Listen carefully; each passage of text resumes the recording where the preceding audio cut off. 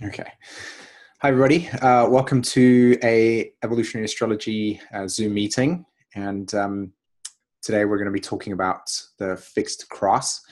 And the intention of today's conversation is about explaining how the creative potential within this cross materializes itself, right? How does it actually develop? And I want to explore this with you today and hopefully provide a couple of things. One of them being a deep inspiration to seeing the nature of how these four energies, when combined together, provides quite a unique expression. How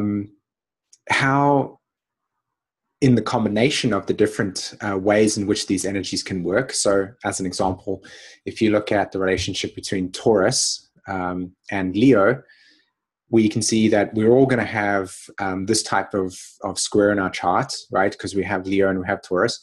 If you've got planets in those two signs and they're squaring each other, then you would be more likely to have this expression.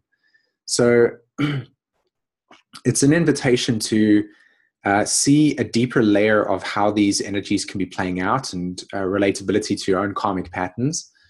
And lastly, to create a connection between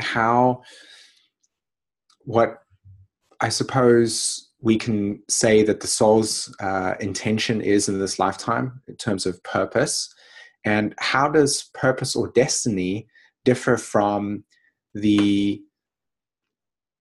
human being's perception of what we think it is, right? So something that's really impersonal, that's intangible, we can't really grasp outside the realms of the mind and the ego, how that gets interpreted into our perception of what we think our purpose is about, and then how we align with that purpose. And pardon me, just recovering from a bit of a cold, how we align with that purpose, and we come to certain experiences within our lives, mostly through an experience of disillusionment, or where we recognize that whatever it was that we were doing has, in a sense, through another Neptunian way, lost its meaning, right? We tend to go, okay, well, this seems to not be where the creative life force is going. And in that process of going through a feeling of loss, or a feeling of, oh, this was my purpose, this was my career, this is what I was destined to be, and in that tumbling cycle of feeling lost in that process, we actually discover something really deep within ourselves that is where the real purpose is like, and where it's existing, and how that experience through the fixed cross is happening, because that's what the soul's really trying to pull us into. Okay. So, okay. I'd like to start off with a little foundation in terms of the fixed signs and the fixed cross. Okay, so when we talk about the fixed cross, we're looking at the sign of Taurus, we're looking at the sign of Leo and Scorpio, and finally Aquarius. Okay, now I love the natural zodiac. It's one of the reasons why I get inspired with astrology. It's because I like to decode the nature of how these signs interplay with each other. Okay. I remember when I was reading Pluto, and I was listening to the way that Jeffrey was constructing his perception of how Pluto synthesized with each archetype played out. And the deeper I investigated how each sign interacts with each other, the more I could understand that when he was talking about Pluto in the first house, and this is the soul's desire, and he would use keywords like a need for freedom, and he would reference the polarity point, or the integration point being Libra. I'm like, hold on, actually what he's done, whether he was conscious of it or not, he's gone about it in a way where he's understood the interplay between, Cancer and Cancer squaring Aries, and so on and so forth, right? Which I thought was brilliant. And from that point onwards, it's really given me the inspiration to see how these archetypes work out. And so I encourage you to see the same. I encourage you to see attitude that I'm taking when I'm looking at these fixed signs. And within the previous Zoom meetings that I've had, I've talked about the cardinal signs. I've talked about, the earth trine, etc., the water trine. You'll notice that there's a deep synergy that takes place when you're actually looking at how these signs interplay. So that is something that I find deeply fascinating, is looking at how they interact. And so with the fixed cross, it falls under the same category, right? The knowledge, the depth. I believe that when you're looking at an astrology chart, when you're trying to, we're going to have Venus do its retrograde dance in Scorpio at this point in time. It's part of a fixed sign. We've got Taurus, Uranus in Taurus, which is currently opposing Venus at this stage. And we've got the nodes being in Aquarius and the Leo. There's a fixed cross, right? And all we need to do to really connect with what this conversation is going to be like today is actually look at what is actually taking place for us in our own personal life, right? And you can see that there's a tremendous amount of change taking place. Now, granted, Venus has only entered Scorpio within the last 3 days, but there's a lot of change that's taking place around what we consider to be purposeful, right? What is our destiny? And a lot of the time we've been recognizing certain patterns within us and saying, this is not where my life force wants to go. I noticed that here is where I feel a deep sense of lack around meaning, as an example. And there's this constant pursuit within ourselves that's trying to meet a place that will ultimately fill some sort of void. That it's a very bold statement that I'm going to make, but there's some void that we're trying to fill when we're looking outside of ourselves and saying, what is my purpose? What is my destiny? It's very easy for us to look outside of ourselves for the filler to what that void is within inside of ourselves, right? And of course, I don't believe that we've had a tremendous amount of nurturing within our lives of growing up that could really get in touch with the specific nature of your personal individuality. Because the fixed signs themselves, which is Aquarius, Taurus, Leo, and Scorpio, just to kind of lay the foundation over there, they're all about creativity. It's all about individuation.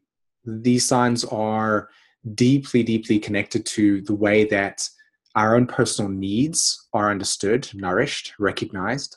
How many of us, actually, to be honest, I'm speaking to a lot of people right now on this call that are deeply into astrology, deeply into their own personal self-inquiry.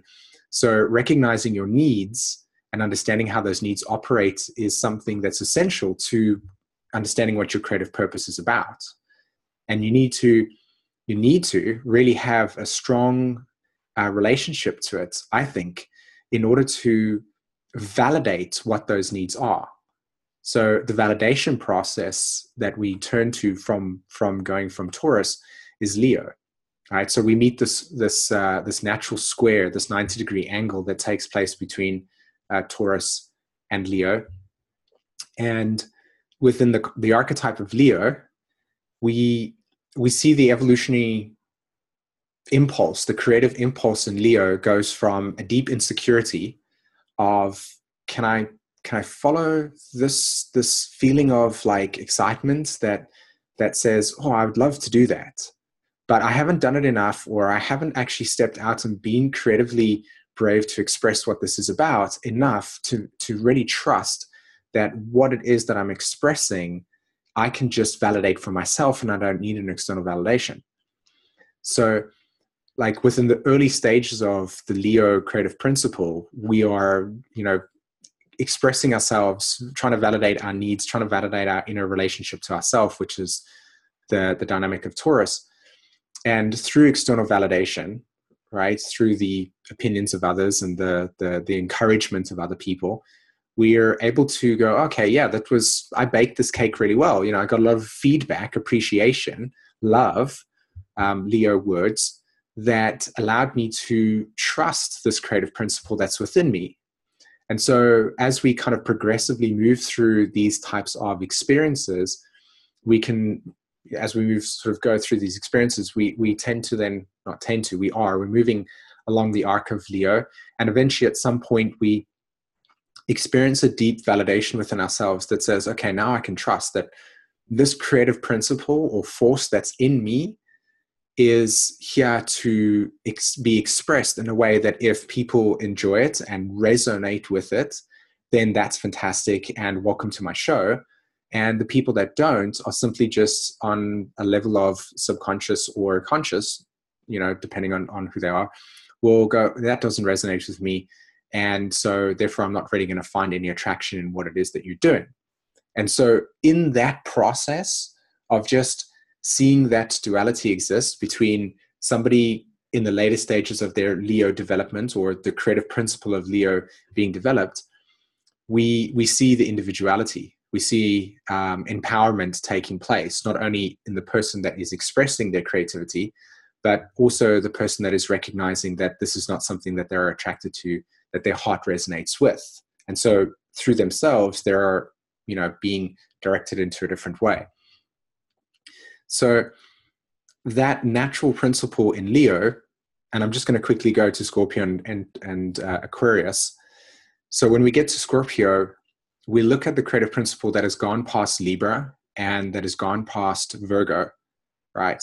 And so there's a natural development within Scorpio that's saying the need for improvement and self-consistency and the perfection has materialized. I'm able to, in a way, already establish competence, right? Or not, depending on where the creative principle has been developed within Scorpio, right? But within Scorpio, it's already gone past that sign of Virgo. It's gone past Libra. So there's the evolutionary dynamic of the awareness of the other.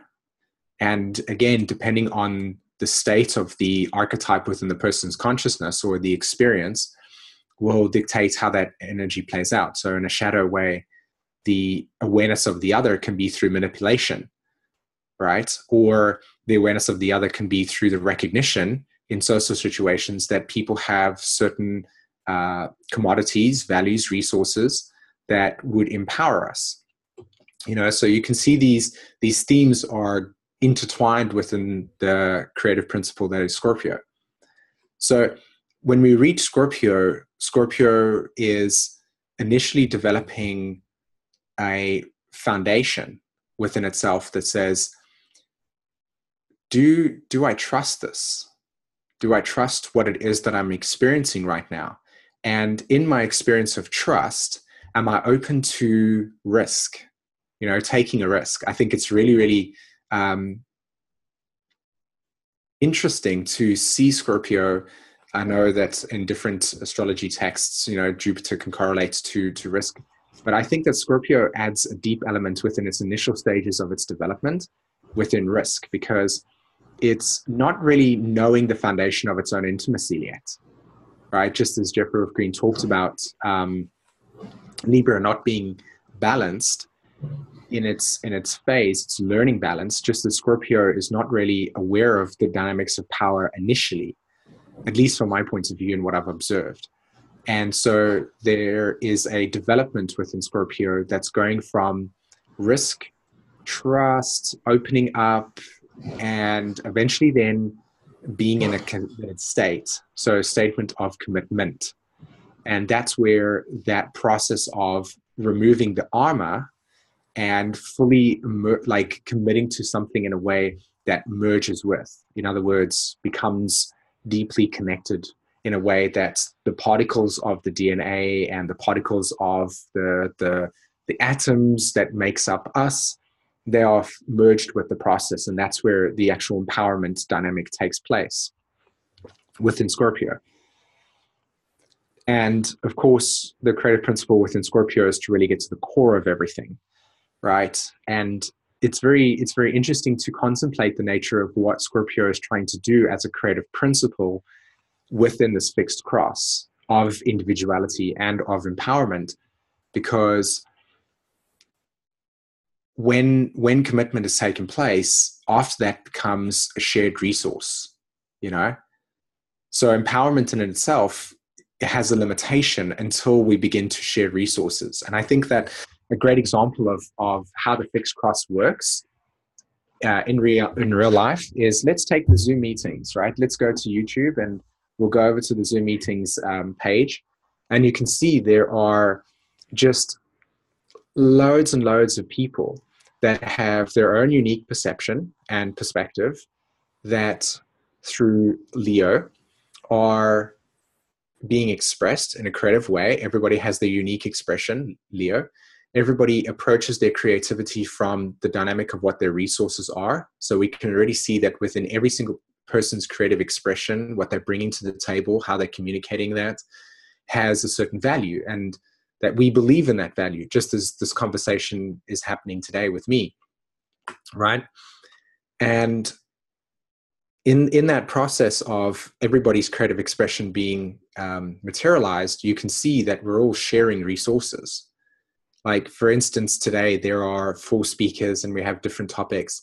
Now, if somebody was deeply investigating and was wanting to dive deep into the process of learning astrology, 4 topics just on today is like, it's the a la carte of astrology. This whole entire page is the a la carte of astrology. There's so much diversity and so much to learn and so much to absorb that you don't need Netflix if you were Scorpionic in the process of commitment, right? Because you're empowering, you're merging with so many different ways in which astrology can be perceived, that if you literally just sat for a weekend watching all of that, you would come out within a matter of 48 hours deeply knowledgeable. Even if you weren't practicing it and applying it, you would still be able to have a level of jargon that within 48 hours is deeply empowering. So the process of merging and the process of shared resources as other people express that, you can see it in the Scorpio dynamic. The creative principle of just becoming so obsessed is the key word, right? And of course, that's why when you study the paradigm of evolutionary astrology through the Pluto idea, you can see that Pluto itself and the word obsession, and when you dive into this type of material, you notice yourself just being deeply obsessed with it. It becomes everything that you're taking in every single day. You literally merge with it. It changes the fabric of your reality. And just a side note over here for a second, I know that this recording is available, so you can pause it and kind of digest what I'm saying, because I recognize I'm speaking at a faster rate.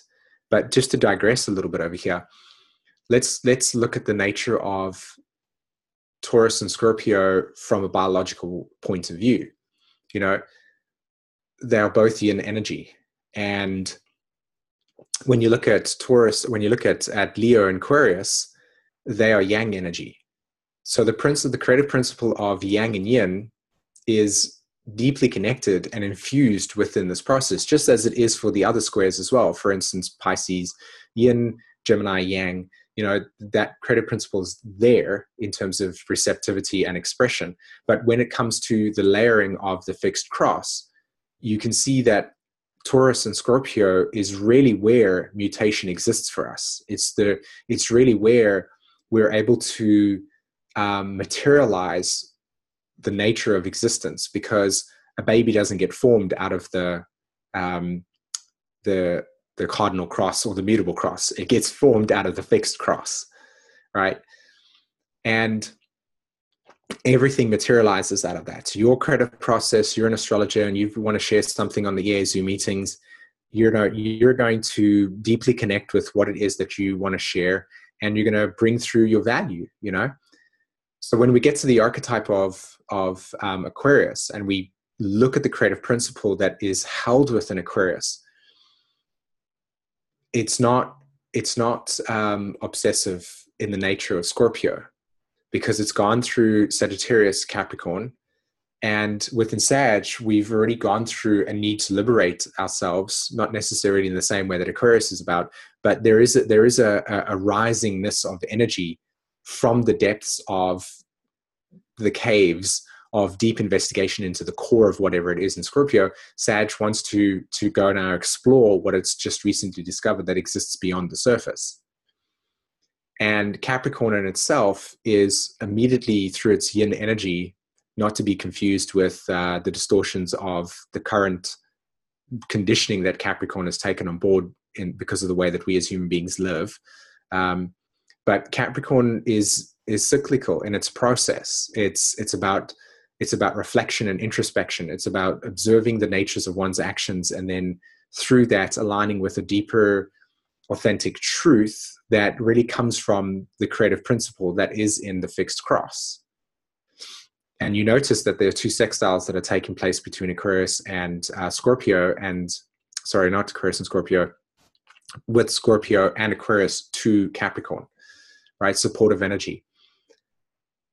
So with an Aquarius, the nature of a framework and a truth has been established. So in Aquarius, it's like one has already aligned, a person has already aligned their definition and what type of truth they wish to uphold within that definition. So when Aquarius comes around, it's the active expression of that individual process that is fixed in its way. So it's not accommodating something outside of itself. It's not allowing for a stream of expression to take over or ride over what has been fundamentally laid out within the person's psyche. Or when we look at the nature of the principle itself, the Aquarius energy is really just driving a direction through that is imparting truth and wisdom, or should I say truth and a direction. And it's doing it in a way that's not accommodating, right? That accommodating expression leads to the way in which we, as who are on the receiving end of that creative expression, can be mutated by it. In other words, that can be transformed by the expression of somebody else's individuality. If you ever want to, just for the sake of experiencing astrology firsthand, which I highly encourage, not what I'm about to share, but to experiencing astrology in real life and validating it for yourself and seeing it there as a way of learning, then I encourage you to go and find somebody with Uranus in the 9th house and to convince this person of a truth, or to convince them of an individual perspective that is not of their own. And just observe how the interaction works. This Uranian principle that sits in the 9th house, when you try to contemplate the nature of truth with them, they're not going to be like a Mercury in the 9th house, or even Pluto in itself doesn't even have the same feel to it. Neptune in itself could be slightly diluted in its expression, but with Uranus in the 9th house, a soul that carries this energy, you can feel the hey, this is my truth, and this is my individuation of that truth. And no matter what sort of information you can present to me in this way, I'm holding on to it, whether or not you like it or not, because the nature of Aquarius in and of itself is not there to be receptive for the other. It's there to create a striking fracturing within whatever structures that it meets. That's the intention. So, and of course, that's why the association with deconditioning and chaos and unpredictability are associated with these, or these keywords are associated with the principle, because the very nature of this expression in itself is it's not accommodating. It's there to create a expression that is there to linger. It's there to be static. It's there for us to move out of the way and to change our perception, right? Paradigm shift. Now, like I was following the strategy of the other archetypes, within the experience of Aquarius, there are 3 stages to it that I've observed and I've seen written about as well, which is the first one, which is just holding on to the outdated patterns of expression. So there is a resistance within Aquarius that is actually coming out of a deep insecurity. And you can actually notice the inconjunct that takes place, the 150-degree angle that takes place between Aquarius and Cancer and Virgo and Cancer. And I know that we're talking about the fixed cross here, but it's important to bring in the context of how this fixed sign can be influenced by other signs in the sense of its makeup. And when you look at the inconjunct, there are multiple ways in which it can be expressed. But for the sake of the context of this conversation, I noticed that the key word for Aquarius is always going to be unpredictability or chaos, or changing the pattern. Now, if you notice what Virgo is about and Cancer is about, you can see how just beautifully intertwined within our observation of this expression, how Virgo and Aquarius are actually stimulating, Virgo and Cancer are actually stimulating the Aquarius, the names that we give Aquarius when we interact with it, and it's causing chaos in our life. Because again, Virgo is wanting that consistent pattern, right? It's saying, this is the next step, this is the next step, this is the next step, this is the next step, this is our routine, and I feel safe within that routine, right? Cancer archetype, that security, I know what I'm going to do every single day. But if you wake up tomorrow morning and let's say, for instance, you're somebody that requires that deep need for your pattern to keep going the same way that you've had it for how many weeks that you've had it, and then all of a sudden your Uranian experience happens, i.e. the pattern changes, then you're going to feel sort of unstable within the process. You're going to feel frustrated. You're going to notice that your routine is out of whack because of this Uranian component. And it's because of that inconjunct, or both of those inconjuncts between Virgo and Cancer, that actually initiates that. So just kind of pause for a second over here and relay some contemplation around, if you've got certain planets that are sitting in Aquarius, and you've got a planet that's, say, making an inconjunct to the moon in Cancer, or Mars in Cancer as an example, Sun in Aquarius, Mars in Cancer. That's contemplate the nature of how you can find the patterns and the rhythms within your life being somewhat unpredictable. I mean, if you even look at the nature of Uranus sitting in the 6th house, again, direct example, you can go and speak to somebody that's got Uranus in the 6th house and ask them, do you find it that you can consistently keep meeting the employees' needs of going to work every single day, Monday to Friday, from 7 o'clock to 9 o'clock, right? Whatever. They'd be like, no, I hate that. Sometimes I wake up and my patterns are irregular.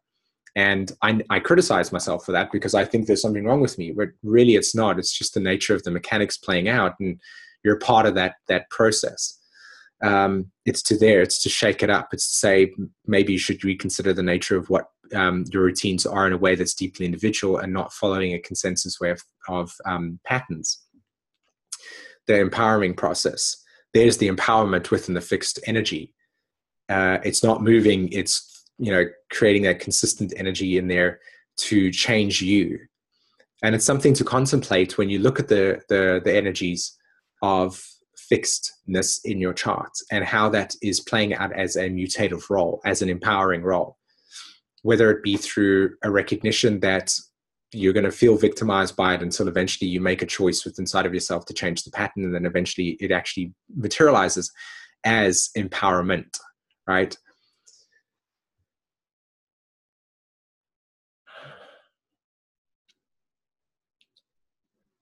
When you look at the fixed energy itself, now that we have a sense of, or there is a sense of understanding around what these creative principles are about, I want to focus on something that's very close to our hearts. I think it was a couple of years ago, maybe 3 or 4 years ago, I was watching a lecture / presentation done by Kim Marie, Mark Jones, and they were talking about honoring the essential needs. And they were specifically looking at the fixed aspects of Scorpio, Taurus, and Leo. Okay. And there's much wisdom to be gained out of this. I actually have direct experience, not only of having these symbols on my karmic nodes, not the Taurus part, the Aquarius part, I'll get into that. But I've observed people with this configuration of 8th house, 5th house, and 2nd house with planetary energies there, and I've seen it, and it's very real. And we've all experienced it because we've all experienced heartbreak, right? Every single one of us has opened up our hearts. Now, notice the key word in this experience, opened up our hearts. Opening up the heart means embracing, again, the Leo archetype, embracing an experience with innocence.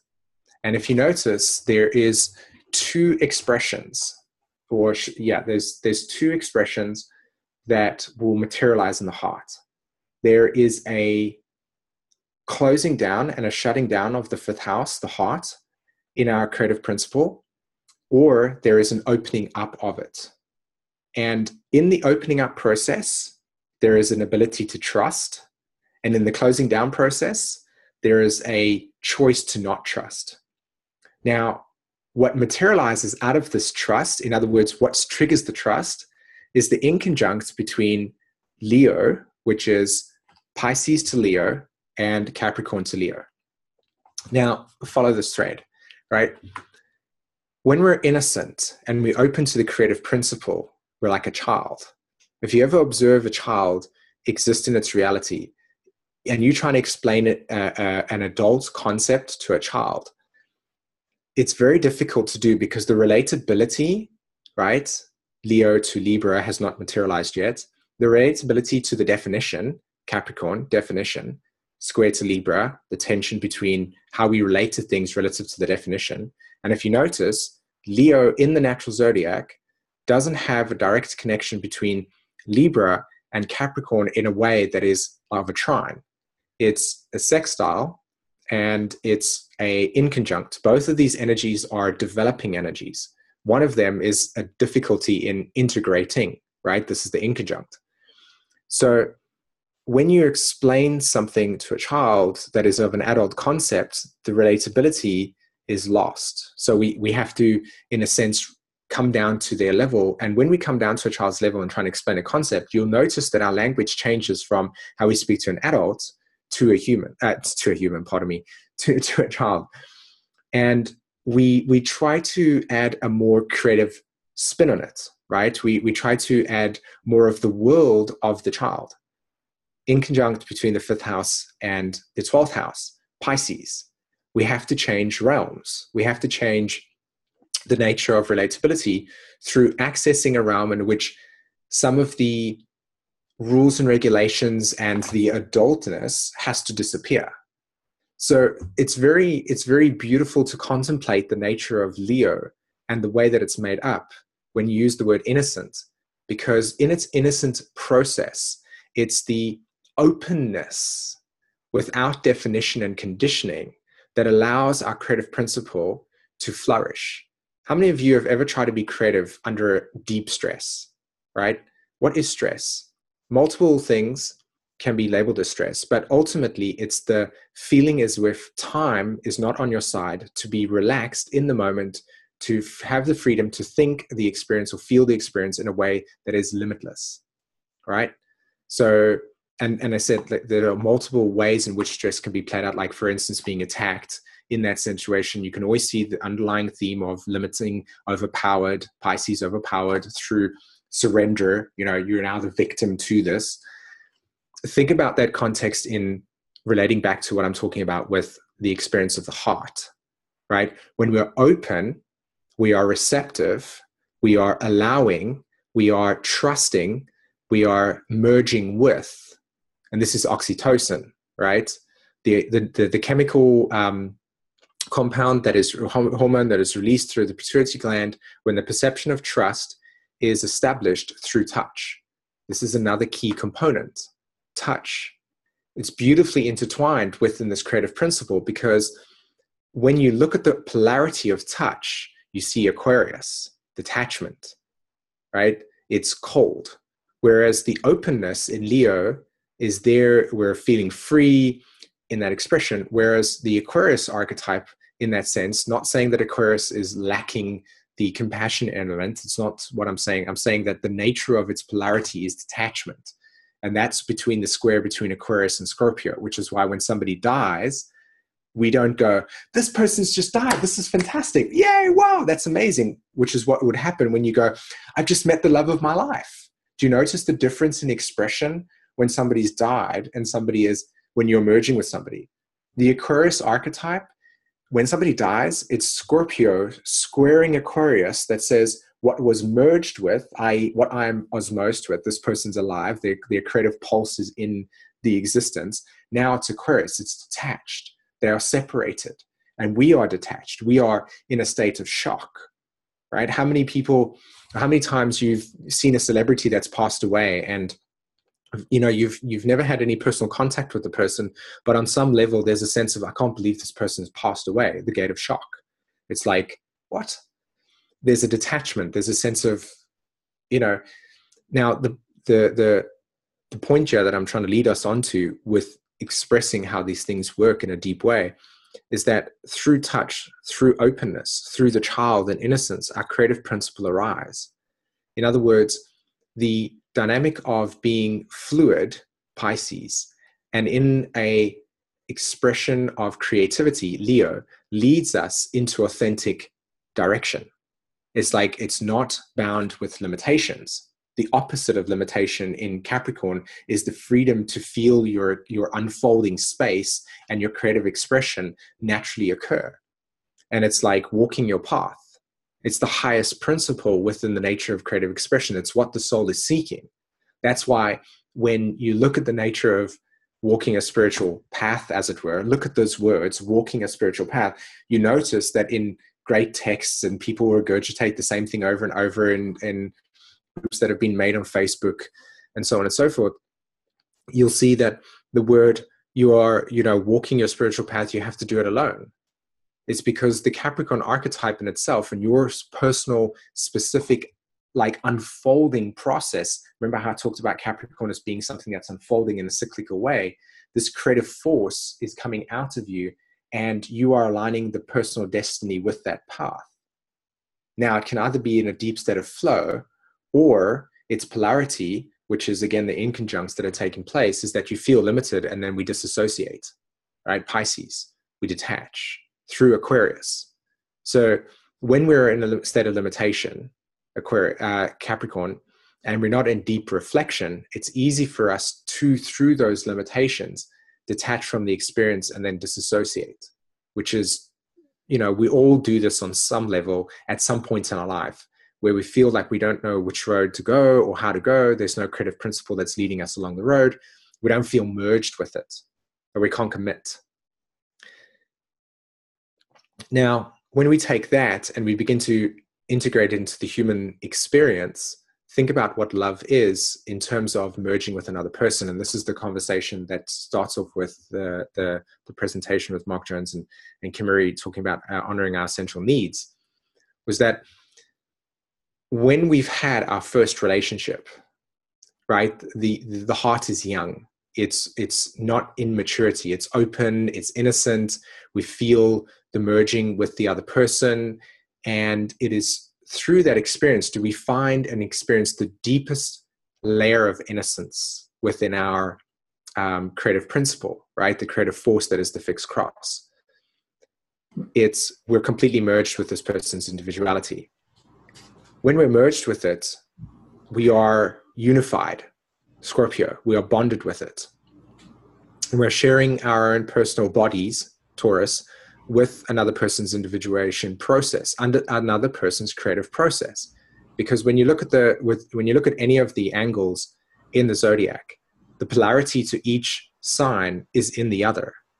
Meaning that when you are meeting your Libra, i.e. that when you're in the Libra, you're meeting another person's Aries, right? So your Taurus is another person's Scorpio, and your Scorpio is another person's Taurus. So when you flip the zodiac like that, your Taurus, Scorpio, and Leo archetype is your creative expression objectified, Aquarius, when you flip it over, and the Aquarius is the other person's creative principle, and that's how the creative principles of two people meet and unite. And again, it's this dynamic that materializes projects, right? Collaboration in that way. and also the formation of people, right? Procreation.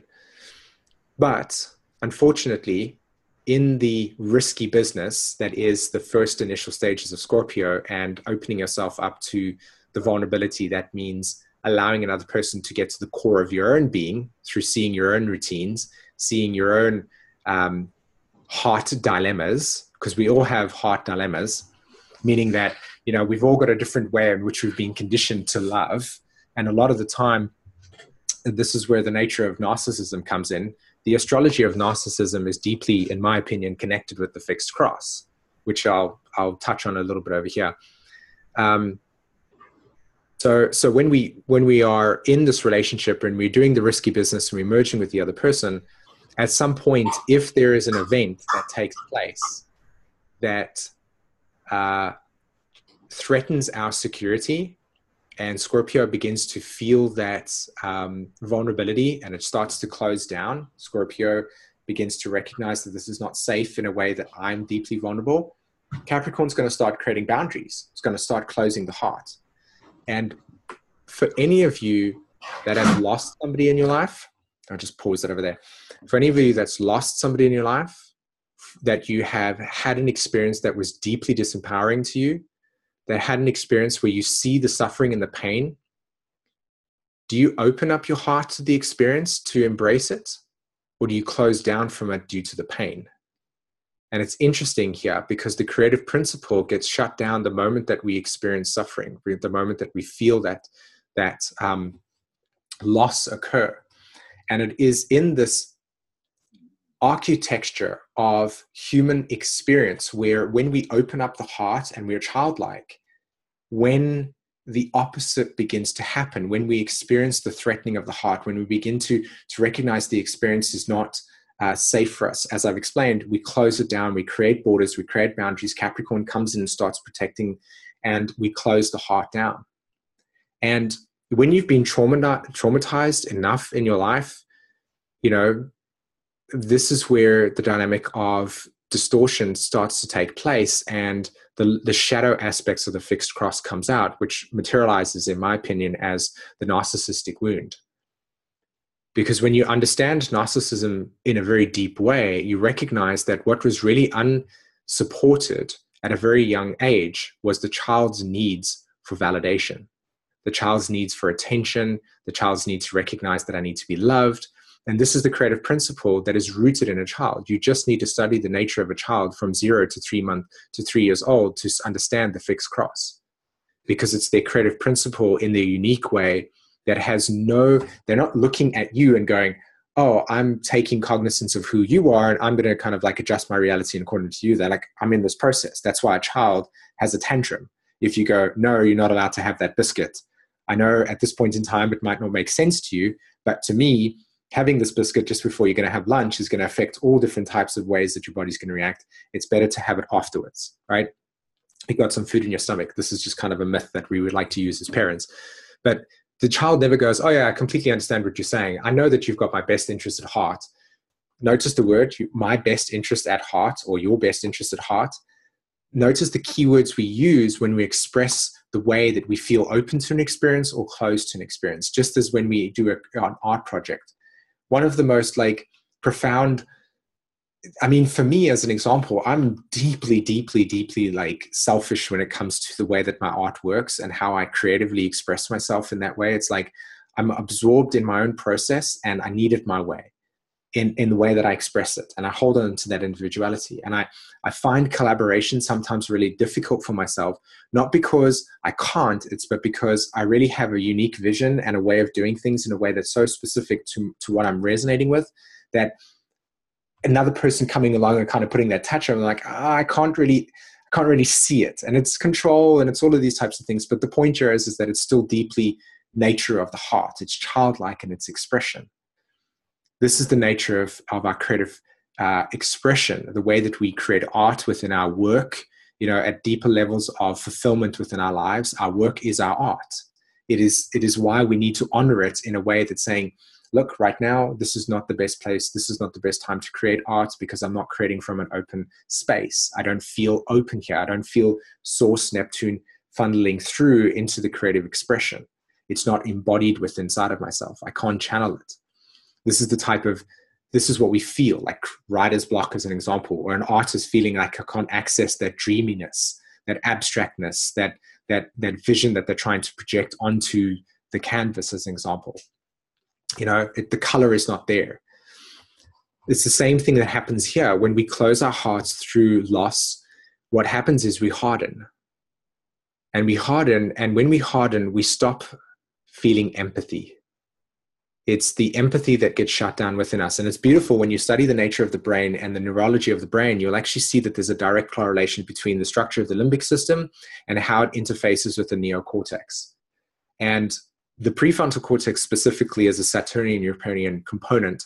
And when there is like a tremendous amount of rejection, trauma, non-validation from a child at a really early age, later on in life, they start to create relationship patterns in which there's a deep cycle of codependency, as well as all needs for validation for whatever it is.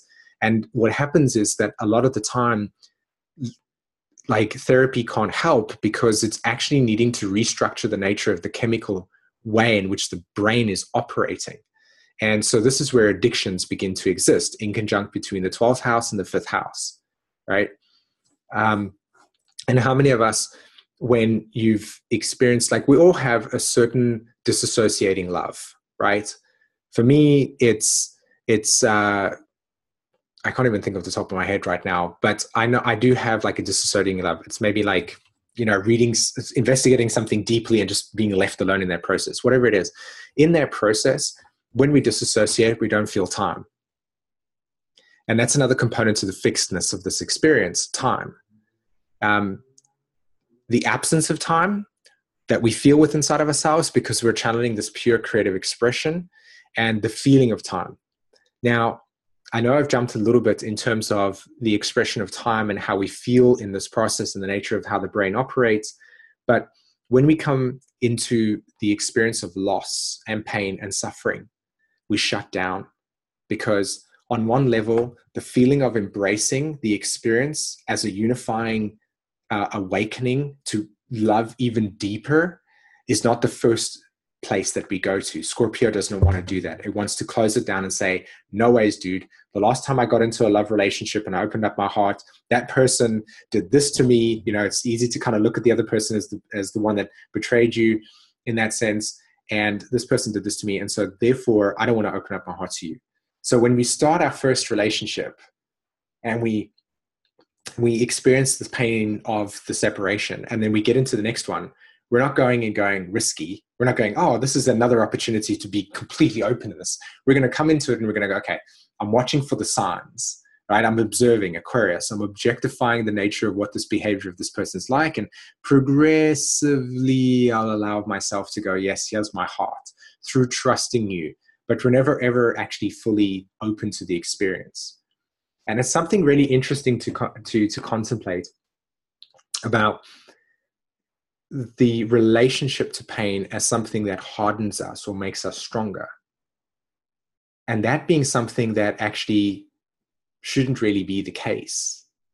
It's more along the lines of like, it's more of an experience of awakening deeper layers of empathy and compassion within ourselves, and the capacity to hold that even in the experience of the suffering that we're witnessing.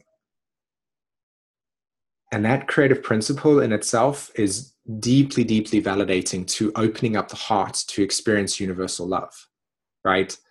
Love for humanity, love for, greater things. So I know that I mentioned that I wanted to talk about a Q&A thing, but I got carried away with the expression. It just seemed to come out. Whereas when I started this, I didn't feel like I had that in me, but it was here. 8 minutes left. Thanks very much. So I think I'm going to leave that at that, and maybe sort of ask anybody that wants to engage in me regarding certain questions or curiosities or something I can clarify. I'd be happy to respond to that if there is people that want to chat. SΥmონ, do you attribute the creative principle to the fixed signs because Leo is ruled by the sun? Yes, yes, I do. And I do it again because thank you for asking that question, because this is something that I wanted to actually talk about as well, that is actually paramount as a part of this cross. Part of finding purpose in something is choosing to commit to it. Now, there's this beautiful expression within the Scorpio archetype when you meet a Scorpio and they go, are you in or out? There's no like, let me know in a couple of days time, or, oh, I'm waiting around for it. It's like, look, I need to know, are you committed to this process or not? If you speak to an 8th house person, you speak to a lot of intense Scorpio energy, you can feel that principle of commitment is a very strong component. Now, if you're going to commit to something with your heart, if you're going to commit to a relationship with your heart fully open, marriage is not something that you go, today I'm married, and then tomorrow I'm just going to be like, da, da, da, da, da. There's a lesson to be understood, or an awareness to be understood about the creative principle, and why it is the sun, being Leo, is deeply connected with the energy of Taurus and Scorpio, which is the life force. Because it's in Scorpio that everything lives and dies. And it's in Taurus that the principle of, oh, we need to survive is stimulated. So survival and commitment are deeply, deeply connected to what empowers the sun, what empowers our creativity, what gives us prana, right? The sun is our prana in that sense. When we step into our creative principles, so wherever your sun sign sits in your chart, from when you look at the planetary house, when you look at the planetary method of interpretation, the sun is after Pluto. It goes Pluto, then sun, right? And Jeffrey goes through it. It's because everything gets funneled into the sun. 70% of the neutrinos that impact our Earth, that awakens our DNA, is coming through the sun. So DNA, sun, activation, all part of the Scorpio archetype that we nourish. It's our food that we merge with. So the Leo principle within this creative expression is influenced deeply by Scorpio and Taurus, which is the nourishment from Taurus and the commitment in Scorpio to say, are you in with this or not? Are you committed with this process? I don't want anybody that says, okay, let's go on this art project and you're not 100% committed. Because what you get from somebody that's not 100% committed is doubt, is uncertainty, is, oh, I don't really know. Whereas when you get somebody that's 100% committed, that creative principle that comes out of this expression is like, it's deeply, deeply, deeply enriching. And when you're committed to that process, you see the difference between somebody that's 50% there versus 100% in it. Yeah. And then would that process then go through Aquarius into a group purpose? Yeah, exactly, because it becomes the Promethean energy. It becomes the process of giving fire to the humans. It's like, it's that electricity from that person's individual expression that creates the electrical waves within the collective consciousness that transmutes that. It says, oh, that's an interesting perception of what SÍmÖN has about this. Or, Linda's talking about this in her presentation. She goes, oh, that's really, really cool. I liked how she put that across. It's each of us has that unique way of expressing our electrical expression, our Uranian component, and it does through the group. It gets translated, which is why I used the example of the EA Zoom meetings.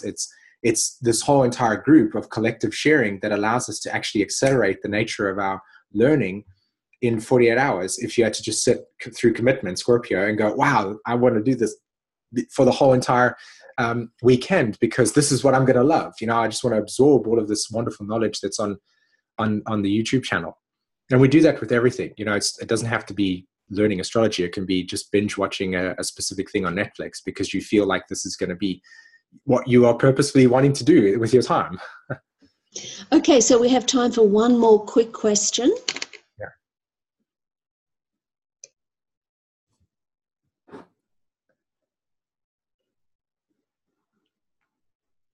SÍmÖN, I just had a clarification. Does this also go for the fixed houses as well?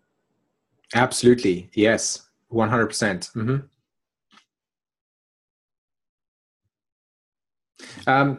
With saying that as well, so I wanted to add to this, and information comes in pockets for me, unfortunately. So when you look at Taurus, Leo, and Scorpio, and you experience the loss, right? The loss of the heart in relationships or in an astrology chart, when you see that dynamic, you can actually just inquire to the person. You can be like, so you're how do you feel? What was loss like to you? Like when you experience loss in your life, how do you respond to it? Do you respond to it with an awakening of your heart, or do you close off and say, love is not something that I want to open up to because it's going to be taken away anyway? So what's the point? Versus experiencing deeper and deeper layers, which is, it sounds like really, really absurd for me to share this, but I feel like there's a layer of truth in here that can resonate, Aquarius, which is, for me personally, when my dad passed away, it sent me on a journey not only to where I am today, but one of the reasons why I looked at it the way that I looked at it was because this is purpose. It's like the pain brought me to a deep state of opening up my heart even deeper. It's one of the reasons as to why I do the work I do. It's come from that loss, because it's in that loss over there that awoken me to the experience of the human condition.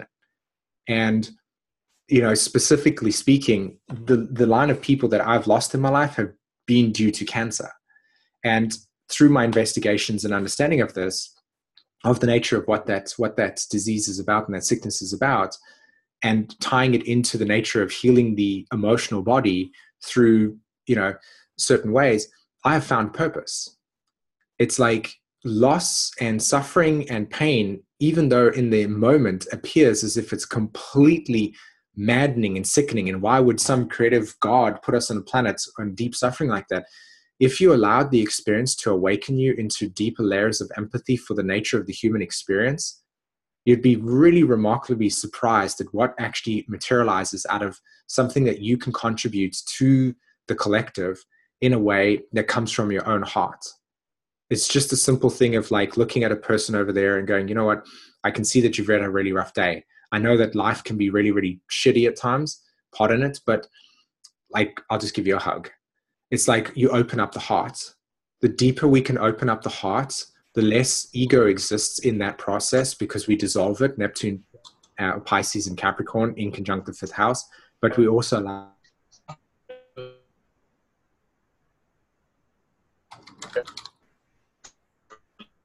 Okay, that brings us to the end of your excellent meeting on the fixed cross, SΥmონ. Thank you so much.